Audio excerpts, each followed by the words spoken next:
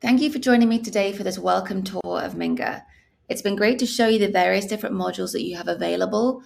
Depending on your school, you'll have some or all of them. But the main message I want you to take away from this today is that you do not have to be an expert in Minga right now.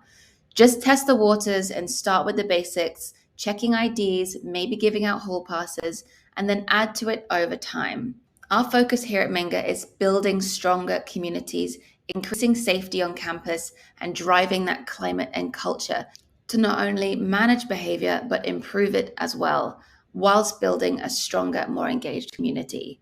Please come along to our training sessions. We run them multiple times a week on Zoom, and the links I'll leave below, along with a whole host of different PDF resources that you can dig into when the time comes to learn about each different module. Absolutely feel free to reach out to us at any time. The contact information is in the guide, and hopefully we'll see you soon at another training session.